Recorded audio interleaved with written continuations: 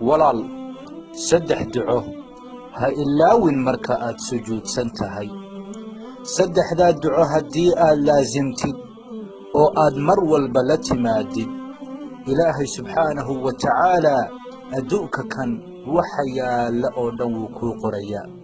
sidoo kalena aakhiro dadka jannada ku gelaya xisaab la'aanta ayaad ka mid noqonaysaa. waa haddii saddexdan duco sujuudda gudaheeda aad ku dhex akhrisatid maalin walba. walaalkayga muslimka ahoo ducada koobaad in aad tidhaahdid allaahumma innii as'aluka xusna alkhaatima. ducadaas maalin walba inaad ku ducaysato oo macnaheedu yahay ilaahayow waxaan ku weydiisanayaa khaatimo wanaagsan.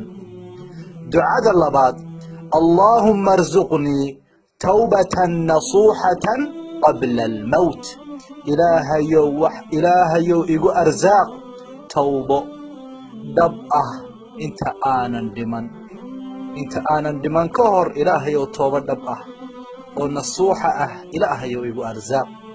ducada saddexaad allaahumma yaa muqalliba alquluub habbit qalbii calaa diinik.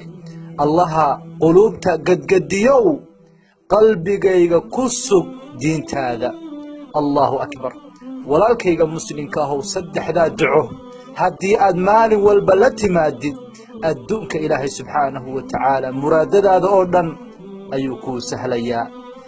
kurbada ku haysa, dhibaatada ku haysata, faqriga ku haysta, duyuunta ku haystana ilaahay waa kaaga rafcinayaa. waa saddex duco. waa marka aad sujuudsan tahay. allaahu akbar. maxaa ka wanaagsan ducada la ducaysto sujuudda? waa xilliga ay ugu dhowdahay in la aqbalo. allaahu akbar. walaalkayga muslimkow saddexdaa duco ha ilaawi, walaalahaaga kalena u sii faa'iidee kiliibkan. jazaakum allahu khayran. waa walaalkiin xabiib.